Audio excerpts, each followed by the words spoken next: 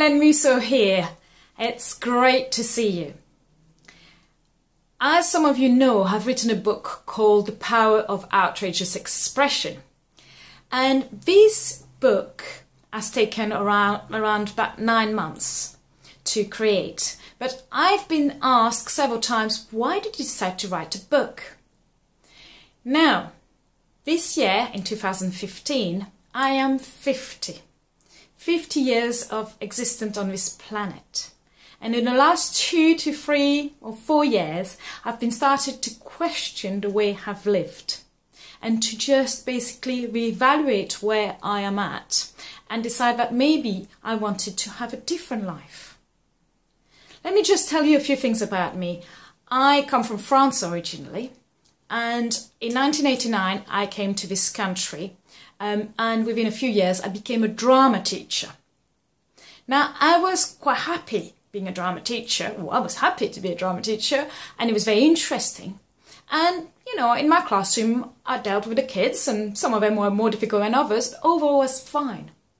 But I had this irrational fear of speaking in front of my peers. I just all the time felt that I wasn't quite adequate to the job. I felt that I wasn't doing well enough. I felt that I should be doing more, or maybe I should be like this, or maybe I should say that thing. And I just felt often very anxious when I was with a group of my peers. And I realise now, these days, that I actually suffered from, and sometimes a tiny bit still, I suffer from what we call an imposter syndrome. When you're in the case of an imposter syndrome, you are working very hard, you are doing very well, and at times you're doing extraordinary things. I mean, I've done thousands of plays, I've changed the lives of my students, I was very creative with plays. We created a lot of plays from, you know, a toy or a poem. But I often felt I wasn't doing enough. I felt it was never enough, and that I was a little bit of a fraud, that it wasn't quite real. And therefore, that at some point someone was going to find out that I wasn't very good at what I was doing. And every so often I had acknowledgement I was fine, but I never really believed it, and it took me a long time to overcome that. And it's because of that I don't think I managed to get promoted. I always felt I wasn't good enough, I needed to do more. And teaching is hard anyway, so it was just too much. It was as if I couldn't reach it. I didn't have the energy, and inside I didn't feel I deserved it. It took me quite a long time to discover that, but when I started to go on a journey of discovery, I realised that that was what had held me back. And I enrolled eventually on a course called NLP. NLP, Neuro-Linguistic Programming, is a way to make you discover your own strength, to make you discover how you deal with people, to help you to reframe the way you use language, the way to accept that, you know, your whole body is not just your brain and your, basically your, what do you call it, your mental brain.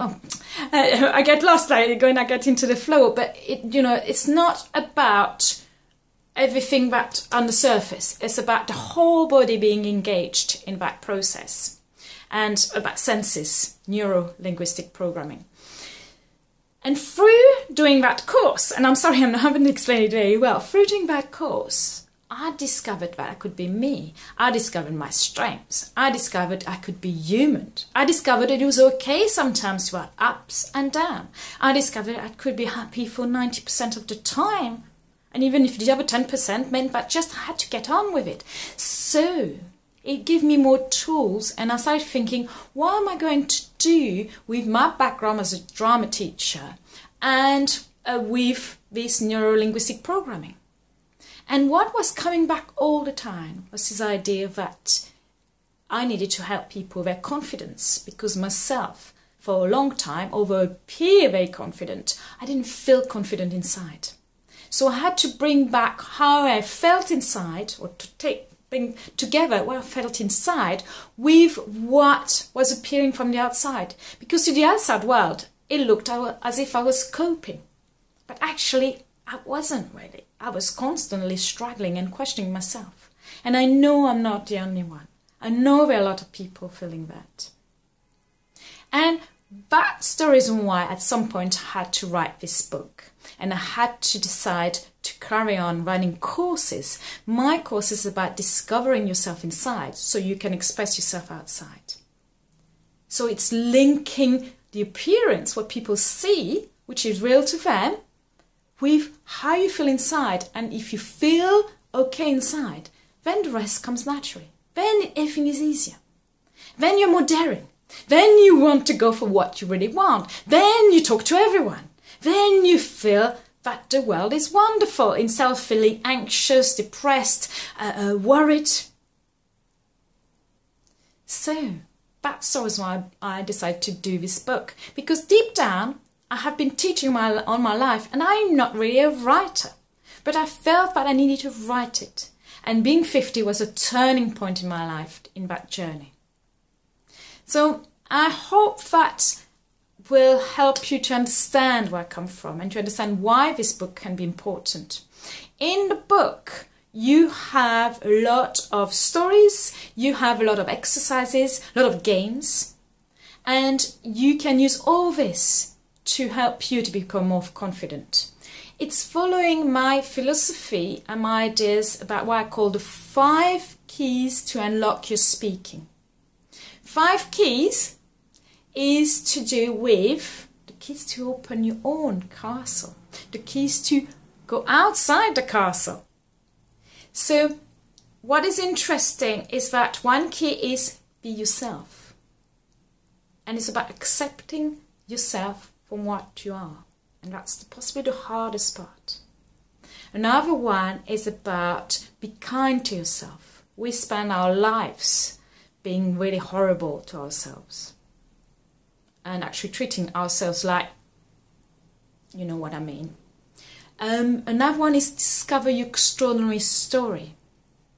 And that's a very interesting one. A lot of people undermine what they've done, undermine their achievements, because if they take it for granted, because it's part of them, so it's not very important.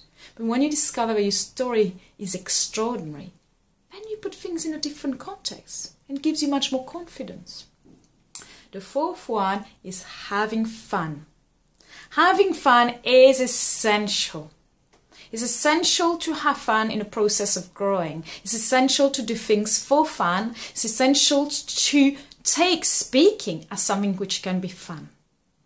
I strive to have most of my life being fun. I don't always manage, but if it's not fun, what's the point? It has to be enjoyable. And a lot of people say, well, it's got to be hard work. Why does it have to be hard work? It doesn't have to be hard work. There might be some hurdles, there might be things you have to learn. Like, if I can make a video and it's my early days of making videos, well, some videos are going to be better than others. But it's okay, because by the time I've done 15,000 videos, well, watch this space, well then, I'll be much better at it. I'll know much more how to look at things. I'm better about choosing the background. I'll be better. That's fine. And in the meantime, I'm being myself, and I'm human, and I'm talking to you. And the last one is practice. Practice, practice, practice. We do say practice makes perfect. I don't believe in perfection. So therefore, it's not going to be practice makes perfect, but practice helps you to just overcome some of your fears. And when you were talking about speaking and being daring, doing some practical exercise where you actually stand, where you actually think and hold your body in a certain position. Exercise like breathing and making sure you've got enough breath. Thinking about having enough water around so you can drink when you speak. Very simple things. We don't do it all the time. We are not given the opportunity to practice in a safe environment. We are thrown in the lion's den, just get on with it. You can just make this presentation. You can just go and talk to this person. And we are terrified. It doesn't have to be like that. If you practice in a safe environment, then you're more likely to take risk and go and talk to your neighbor. Some people get locked in their world and won't want to come out the front door. Please, please, find a space, find a place to practice speaking to others in a safe way. Obviously, I'm going to say come to my courses because that's what I do. But there might be other people who can help you because I'm not the only answer. I'm one of the answers.